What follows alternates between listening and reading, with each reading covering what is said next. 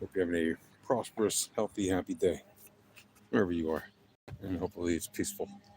Certainly more peaceful than where I am. And I say that because I'm in a place where it's not so peaceful right now, unfortunately. I mean, yes, relative to what we have around here, a lot of the times it is kind of peaceful here now. There are no rockets or other complaint cylinders flying above my head at this very moment. But the probability of that remaining the case for more than a 24-hour period are fairly slim, closer to zero than they are to 100, unfortunately. And the reason for that is obviously because right now I'm in Israel, and here in Israel there are a lot of things happening that involve a lot of complaint cylinders. All right. I don't know if you saw yesterday, but the Israeli army, which is operating in Lebanon because they have to get rid of the Hezbollah terrorist organization, which has entrenched itself in South Lebanon against the UN Resolution 1701, which they signed on to, right, 16 years ago or 18 years ago, at the end of their insane war in 2006, when they attacked Israel again with like thousands of rockets. And after a couple of weeks of fighting, that war ended, and the UN came up with this resolution 1701 that said that Hezbollah had to withdraw from any area in Lebanon south of the Litani River. They did not do it. They've never done it. In fact, what they've done is they've only armed themselves to the teeth and built, bunkers and tunnel networks and bases, entire bases underground. And yesterday, the Israeli army destroyed one of those bases that was more than 2 kilometers long and had many rooms and storage facilities and weapons and all kinds of things in it.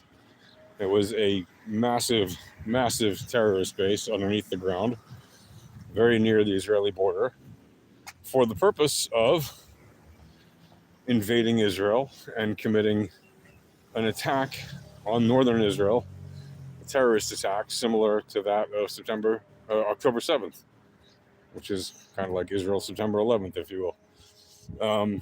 Many times worse, actually, if you extrapolate the numbers, right, to the same proportions, right? If there's roughly 300 million Americans on September 11th, 2001, or even less, but let's say there were 300 million, and compare the math of how many Israelis there are proportionally, if you were to extrapolate from the current number of Israelis that there were a year ago to be 300 million, and then you multiply the number of dead and injured on October 7th, you'll see it's about like 50 times or something crazy the number of dead and injured that happened, and proportionally, obviously.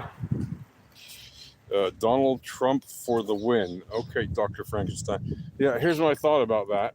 I don't often talk about that. Like, being that I'm in a region that's obviously deeply affected by what happens with White House politics and Israeli politics and Lebanese politics and Palestinian politics and Syrian politics, the whole Middle East, right? And the Middle East is deeply affected by the United States, obviously. Look, I'm not a fan of any politician, okay? I think they're all liars, scoundrels, and thieves. And that's the nicest way that I could put it. And I've met many of them, including Joe Biden and Trump, right? I've sat on the train next to Biden when he used to commute back and forth from D.C. to his home. I did that train ride many times and happened to be on the same train as him a whole bunch of times and spoke with him about the stuff I was working on back in the day. Spoke to Trump about similar stuff back in the day, roughly the same period. And, they were both fine, right? Like, I got a lot to say, but they were both fine. When it comes to what's going on today, many years later, My view is that, look, Biden himself is very pro-Israel. Okay, Harris, you can argue it both ways. I am not particularly fond of the insane things she has said. In fact, I'm quite against them. Insane things she has said. The lies she said about Israel or the Palestinians. Basically, she has equivocated the positions. There is no equivocation, okay? There is absolutely no equivocation. And because they're not the same thing, okay? And defending the position that is the side of the terrorists is not okay for any American president or vice president. So if she becomes president and advocates the same disgusting things she said very recently, in fact, which she did obviously to placate a group of young adults or whatever who are ignorant and don't know anything about the Middle East. Hello, hi there. To placate that group of people just to get to their votes is, in my opinion, ridiculous. And it's just more of what is expected from another corporate Democrat who just has slightly more, left-leaning tendencies in the manner of speech that she uses, which, again, she does just to sucker votes, right, or to appeal to votes. Yeah, okay, whatever. There's a lot I can say about reasons I don't think she should be president. There's also a lot of things I can say about the other guy. I'm not a fan of anybody in politics, right? Are there reasons that I think they can both be okay at the job? Yeah, for them. Yeah. I mean, I think one of them is going to get it whether I like it or not. I don't think he's going to make a big difference, to be honest, whoever's president. And if you think that it does, then okay, well, maybe you're right. But, historically, it's never been a significant difference on the larger whole. What's going on here? I don't know.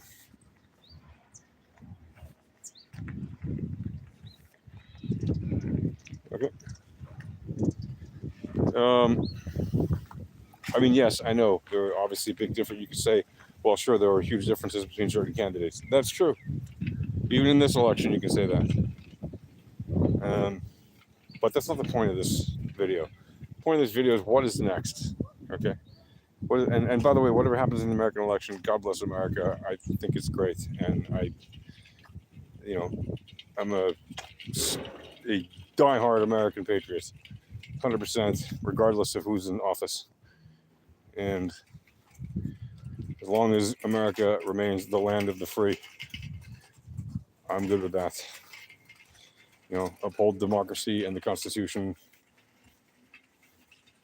the Constitutional Republic of the United States. Let me rephrase that. The Constitutional Democratic Republic of the United States, or the Constitutional Republican Democracy of the United States, whatever you want to call it. It's all of those things, okay? And it is the standard bearer, right, for the free world and democracy. So it's important that it remain such. Who's sending, what does this say?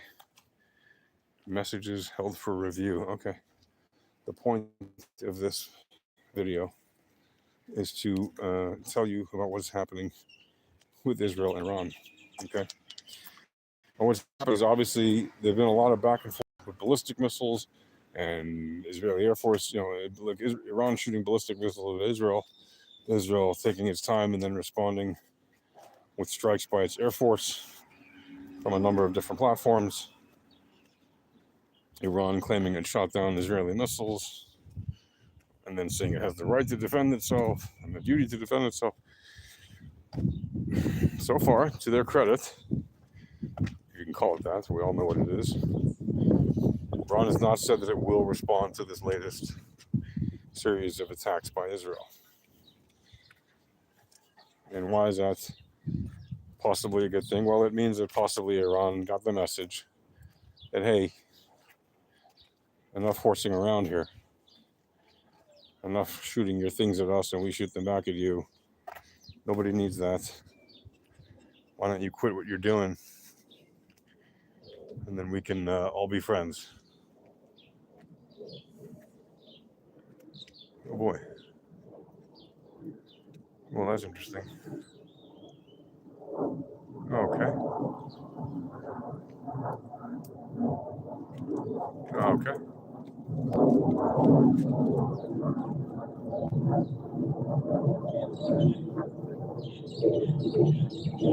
All right. Huh.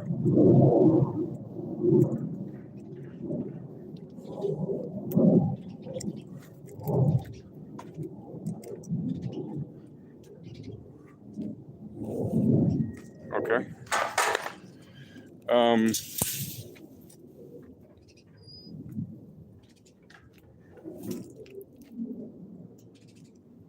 Hmm.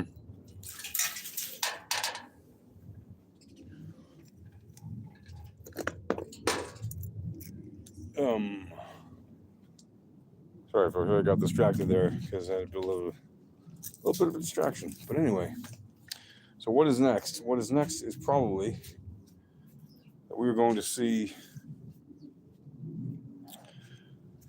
the Iranians hopefully cool their heels a little, and we're going to see Israel vis-a-vis Iran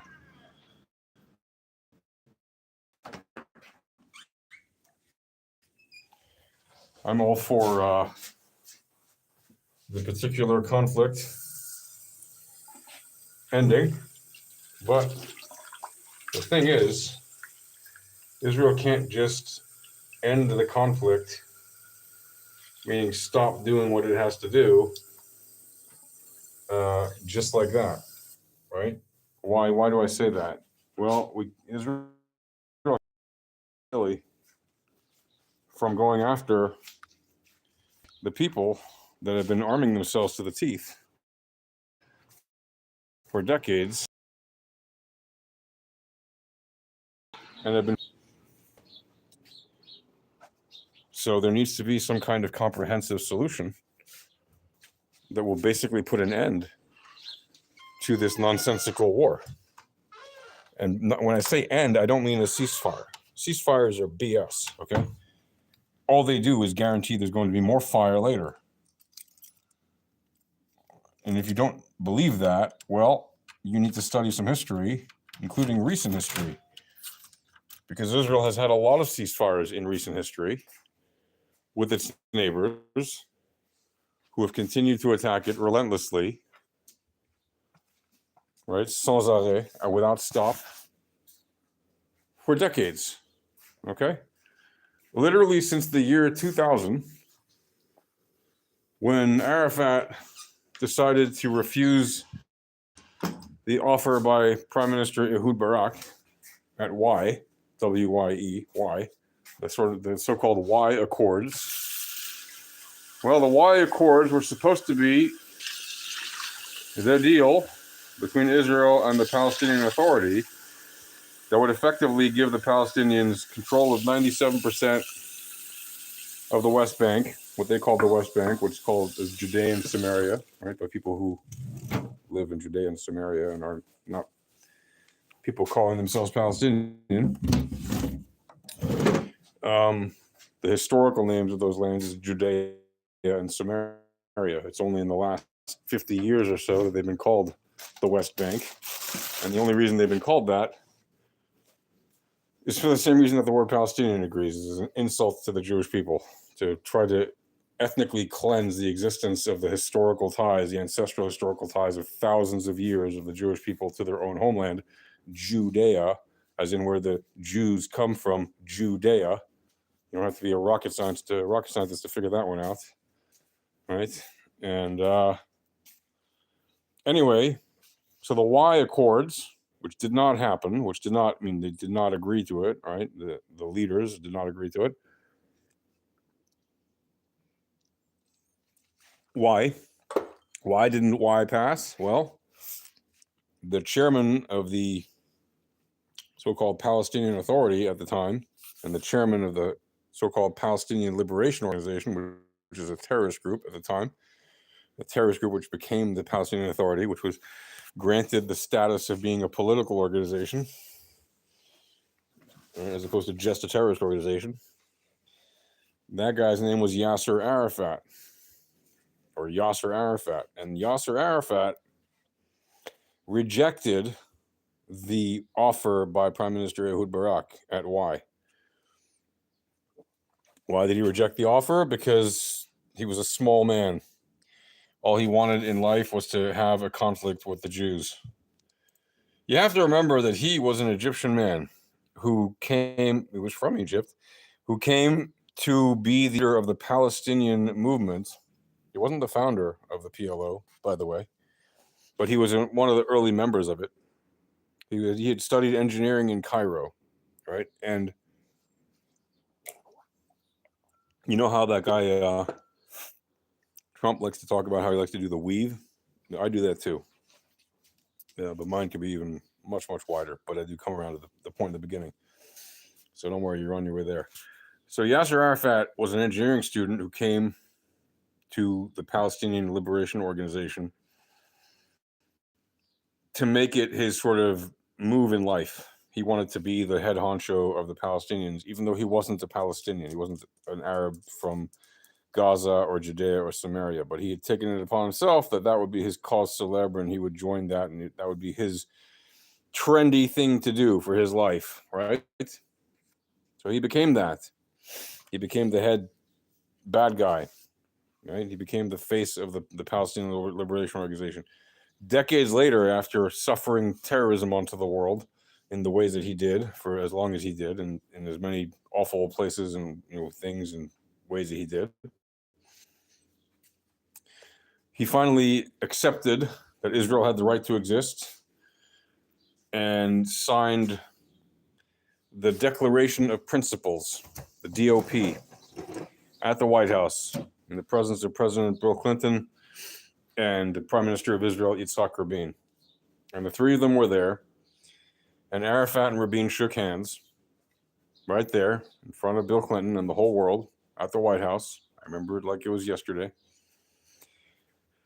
And forevermore, in theory, the Israelis and the people calling themselves Palestinians would be negotiating an end to the violence and have a real peace come about. And then obviously that would lead to a Palestinian state living and existing side by side to an Israeli state. That's the whole point of it. Okay, and both countries should live in peace and security, right? The problem with that particular plan, other than the fact that it has been an utter failure for decades, is that pretty much the moment that Arafat signed it, he already violated it. What do I mean by that? He basically never stopped attacking Israel. He never stopped funding people who attacked Israel, giving them money, giving their families money. He basically kept encouraging terrorism against Israel from the very moment that paper was signed. So it was never really anything, that agreement, unfortunately. Yeah, there was hope. For some days, people were hopeful. Oh, maybe this is a change. There wasn't a change. Nothing changed, okay? Realistically. Yes, there's more coordination between the Palestinian Authority and the Israeli army about intelligence, and they both don't like Hamas, and they both don't like certain other terrorist groups, and sometimes the Palestinians work with the Israelis against other Palestinians, sometimes they don't. So it's not exactly a very working agreement, and there are many other problems with it. But effectively, the Palestinian Authority is the authority that the many countries of the world recognize as the legitimate, quote-unquote, government of a country that doesn't exist. But somehow they have a government. And so they're the ones that sort of are recognized as the more legitimate governing authority of the Palestinian people. But in Gaza, they voted for Hamas to be their leaders. Palestinians have two separate forms of government, effectively, right? They have the government that leads them in Judea and Samaria, what they call the West Bank, and they have the government in Gaza. And Hamas is funded by Iran, just like Hezbollah is funded by Iran. Hamas is also funded by Qatar. Qatar also creates things like Al Jazeera. Qatar is also the home of a United States military base, a not insignificant one. And most of the Persian Gulf countries are not fans of Iran, and they don't want Iran to become a nuclear state. And it is a very complex situation, because even though they don't want Iran to become a nuclear state, they also have to pretend that they're friendlier with Iran than they are with Israel. Except for the ones who have peace with Israel. They can sort of, so far they've been upholding that more than they are pro the Hamas side, right? Like the United Arab Emirates has, clearly said, we don't support the Hamas in this crazy war, and it should end, and the Israelis should be, are the ones who are the victims here, and the Hamas are the aggressors here.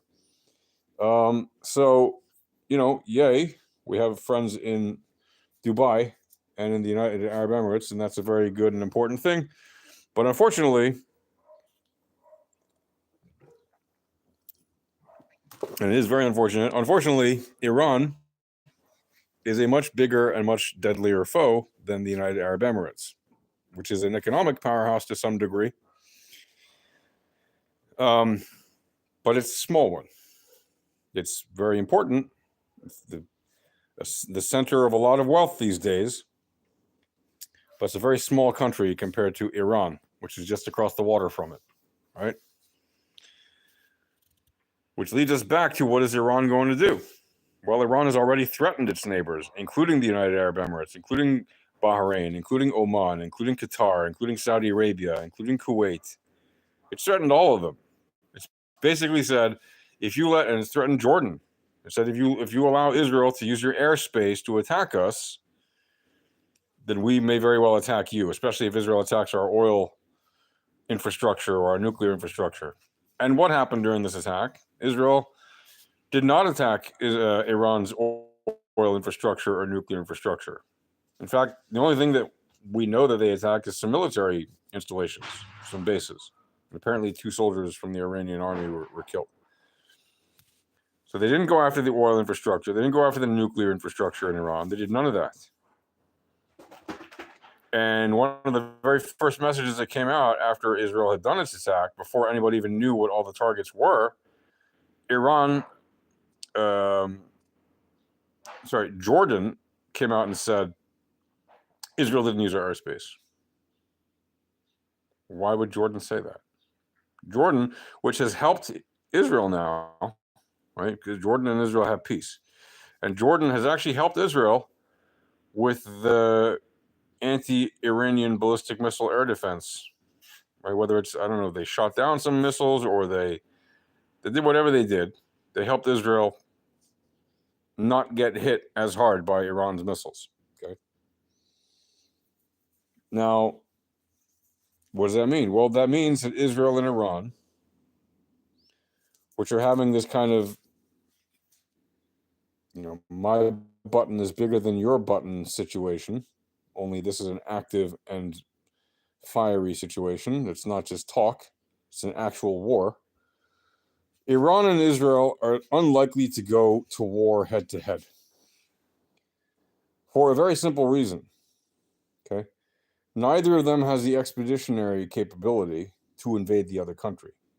Iran does not have the expeditionary force necessary to invade a country 1,500 kilometers away, right? More than 1,000 miles away. They don't have the 1,600 kilometers, literally, from Tehran to Tel Aviv. They don't have a military force that they can do that kind of an invasion with, right? Israel has has a lot of air force power, has a lot of things that can go up into the sky and come back down on people's heads. There's no way that Iran could feasibly invade Israel with its entire army. at the moment, right? Now, can they keep shooting fire sticks and complaint canisters at Israel? Yeah, they could keep doing that for a very long time, probably. Is there the probability that they may already have nuclear weapons, and there's just all this talk about, oh, we want to make sure Iran never has nukes, is just political theater? There's a pretty high probability that they already have them since years. And anybody who wants to say, thank you, Pablo, I'm glad you think it's well explained. I've been talking about this topic for many, many years of my life, so hopefully this is helpful and clear. Iran has been developing nukes for so long that it would be frankly shocking if they did not already have a number of them. To me, anyway. I believe that they already have nuclear weapons, and those that they can put on the head of a ballistic missile. Now, does that mean that they have a significant or sufficient enough amount that they actually pose a real threat? Well, one nuclear bomb can really ruin your day.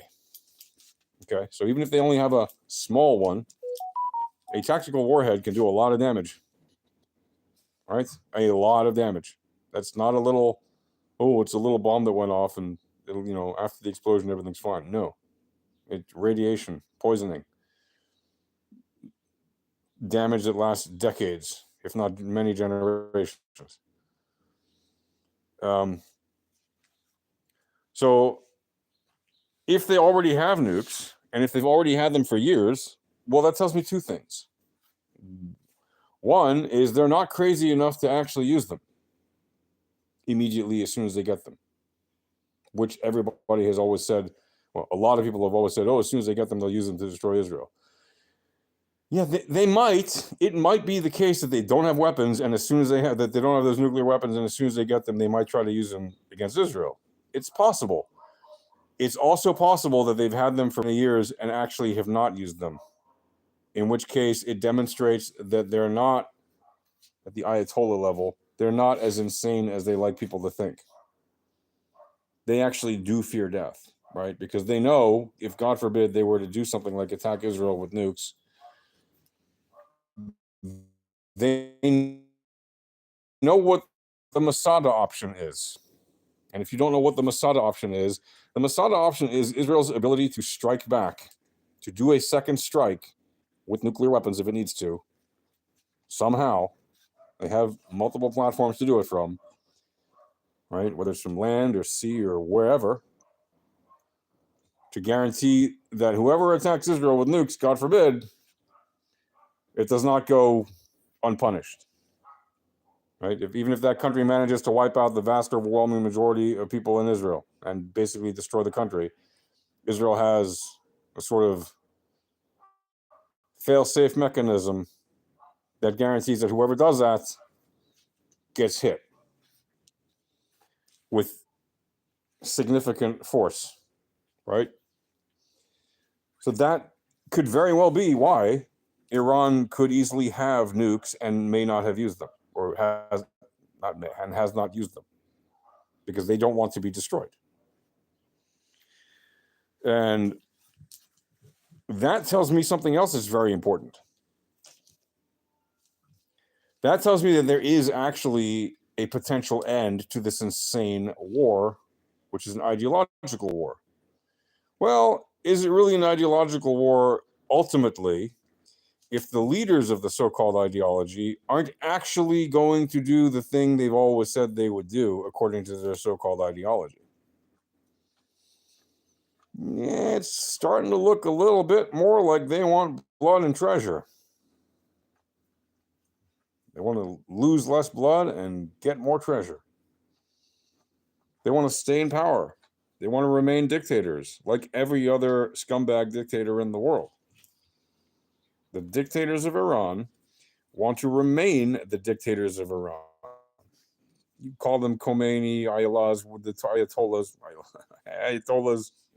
whatever you want to call them.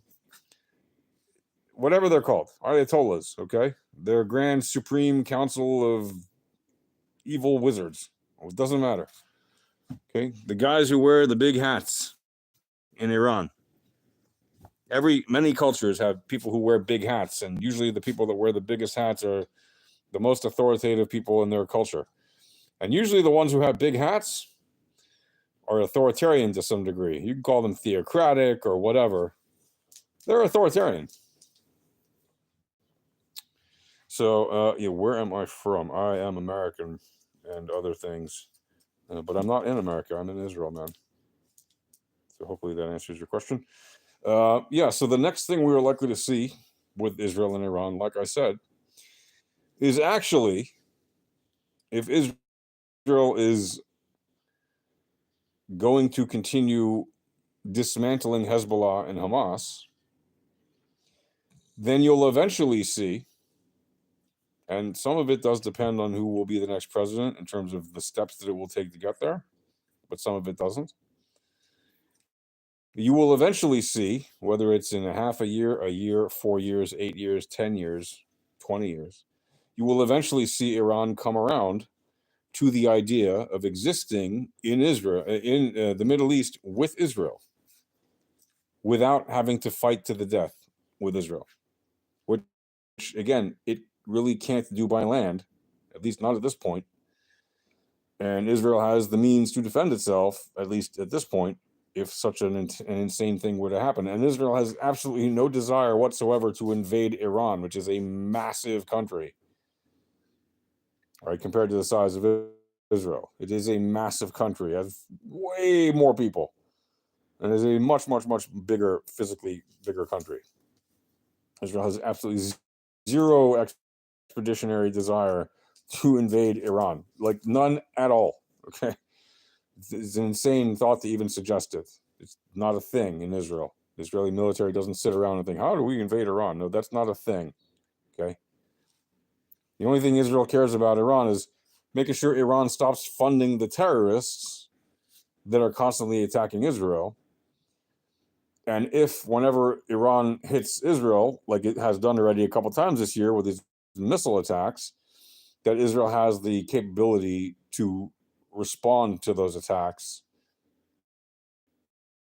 in a timely and appropriate manner, which so far it has done. All right, that's going to do it for now. I could talk about this stuff forever, but I will talk about it a little bit more in the coming videos, as opposed to only talking mostly about Bitcoin and marketing and things like that, although those are still among my favorite topics, as always.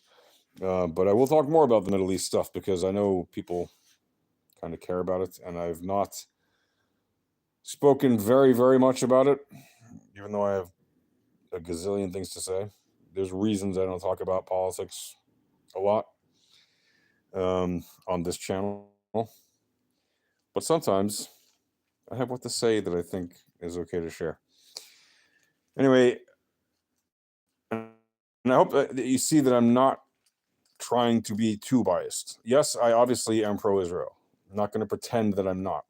Yes, I am obviously pro-America. I'm not going to pretend that I'm not. Yes, I am obviously anti-terror. I am not going to pretend that I'm not. And I don't like theocratic regimes. I'm not going to pretend that I don't not like them. But I still try to give you the information that I think of about this topic in a way that shows you that I'm thinking about it in a way that I think is correct, which is more important than being, equal in presentation. No, being equal in presentation is not the correct way to do things. There's a difference between giving two sides, the same exact recognition and credit when they don't deserve it, and being correct, which is more important than presenting information of both sides equally. There aren't always two equal sides of a disagreement. There may be two sides of a disagreement. There may be more than two sides. In fact, there are many times, including in this conflict, there are many more than two sides. That doesn't mean that any particular number of sides have the same credit and validity as another side. It just doesn't. And I say that because, well, I've studied history and the Middle East and political science and the conflict and all this stuff. And I spent a great deal of my life dealing with this stuff directly in many ways, and writing about it and publishing about it and etc. Okay, that's going to do it for now, folks. Hope you all have a wonderful and peaceful day. Take care. Shalom. See ya. Ciao. Au revoir. That's it.